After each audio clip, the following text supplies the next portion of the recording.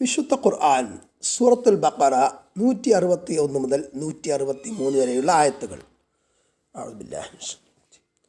ഇന്നല്ലദീന കഫറൂ വമാതു വഹും കുഫാറുൻ ഉലൈക അലൈഹിം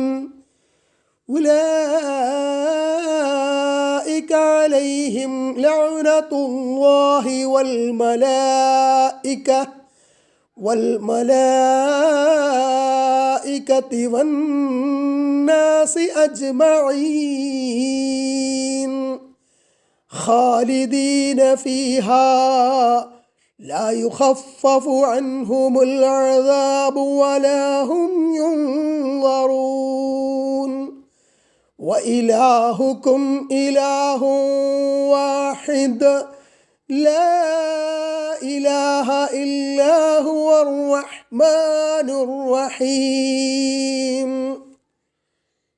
ഇന്നല്ലദീന നിശ്ചയം ഒരു കൂട്ടർ കഫറു സത്യത്തെ മൂടി വെച്ചു, അല്ലെങ്കിൽ സത്യം നിഷേധിച്ചു, സത്യനിഷേധികളായവർ, വ മാതു അവർ മരിക്കുകയും ചെയ്തു, വഹും കുഫാറുൻ അവർ കുഫാറുകളായ സത്യനിഷേധികളായ അവസ്ഥയിൽ, ഉലായിക കൂട്ടർ അലൈഹിം അവർക്ക് മേലുണ്ട് ലഅനത്തുല്ലാഹി അല്ലാഹുവിൻ്റെ ശാപം, വൽ മലായികത്തി മലക്കുകളുടെയും, വൻ നാസി അജ്മഈൻ മുഴുവൻ ജനങ്ങളുടെയും, ഖാലിദീന ഫിഹ അതിൽ, അതായത് ആ നരകത്തിൽ അവർ ശാശ്വതവാസികളാണ്.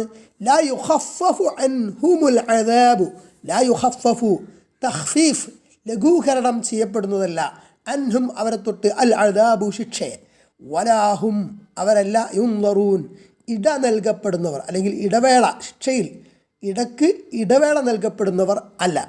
വ ഇലാഹുക്കും നിങ്ങളുടെ ഇലാഹ് ഇലാഹും വാഹിദ് ഒരേ ഒരു ഇലാഹാണ്, ഒരേ ഒരു ആരാധ്യനാണ്. ധാരാളം ആരാധിക്കപ്പെടുന്ന സംഗതികളുണ്ട്, പക്ഷേ യഥാർത്ഥ ഇലാഹ് ആരാധനയ്ക്ക് ഇബാദത്തിന് യഥാർത്ഥത്തിൽ അർഹൻ ഒരേ ഒരാൾ മാത്രം. ലാ ഇലാഹ ഇല്ലാഹു അവൻ അല്ലാതെ ഒരു ഇലാഹുമില്ല, ഒരു ആരാധ്യനുമില്ല, യഥാർത്ഥ ഇലാഹ് വേറെ ആരും ഇല്ല. അർ റഹ്മാൻ അർ റഹീം, റഹ്മാനുർ റഹീം, റഹ്മാനു പരമകാരുണികൻ, അർ റഹീം കരുണാനിധി. റഹ്മാനും റഹീമുമായ അള്ളാഹു അല്ലാതെ മറ്റൊരു ഇലാഹും മറ്റൊരു ആരാധ്യനും യഥാർത്ഥത്തിൽ ഇല്ല എന്നതാണ്. യഥാർത്ഥത്തിൽ ആരാധനയ്ക്ക് ഇബാദത്തിന് അർഹൻ അള്ളാഹു മാത്രം, ലാ ഇലാഹ ഇല്ലല്ലാഹ് എന്ന ആശയം. ഇവിടെ മനസ്സിലാക്കേണ്ട ഒരു വിഷയം, ഈ ആയത്ത് തെളിവ് പിടിച്ചിട്ട് ധാരാളം പണ്ഡിതന്മാർ തഫ്സീറുകളിലൊക്കെ വ്യക്തമാക്കിയതായിട്ട് കാണാം. ഒരു സത്യനിഷേധിയെ അയാളെ ജീവിതകാലത്തോ മരണത്തിന് ശേഷമോ ശപിക്കാൻ പറ്റില്ല. കാരണം ഇവിടെ പറഞ്ഞതെന്താണ്? സത്യനിഷേധം കൈക്കൊള്ളുകയും എന്നിട്ട് സത്യനിഷേധത്തിലായിക്കൊണ്ട് മരിക്കുകയും ചെയ്തവർ എന്നാണ്. അവർക്കാണ് അള്ളാഹുവിൻ്റെയും മലക്കുകളുടെയും ജനങ്ങളുടെയും ശാപം എന്നാണ് പറഞ്ഞത്. അപ്പോൾ നമ്മളിപ്പോൾ പ്രത്യക്ഷത്തിൽ ഒരാളെ സത്യനിഷേധിയായിട്ട് കാണുന്നു, ഒരു സത്യനിഷേധി ആയിട്ട് ജീവിക്കുന്ന ഒരാൾ, അയാളുടെ ആഖിബത്ത് അന്ത്യനിമിഷം, അന്ത്യ അവസരം എങ്ങനെയായിരിക്കുമെന്ന് നമുക്കറിയില്ല.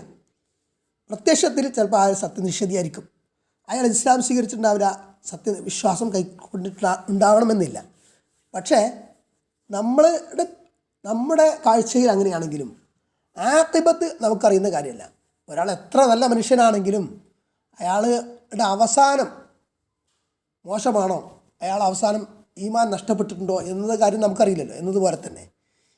അതുപോലെ തന്നെയാണ് സത്യനിഷേധത്തിൻ്റെ വിഷയം. ഒരാളുടെ അന്ത്യനിമിഷത്തെ സംബന്ധിച്ച് നമുക്ക് അറിയുകയില്ല. ഇവിടെ പറഞ്ഞത് എന്താണ്?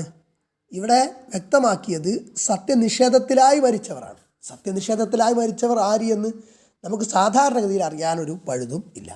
അപ്പോൾ ചില വ്യക്തികളെക്കുറിച്ച് വ്യക്തമായിട്ട് പറഞ്ഞിട്ടുണ്ട്. അപ്പോൾ അബൂജഹൽ നരകത്തിലാണ് എന്ന് പറഞ്ഞിട്ടുണ്ട്.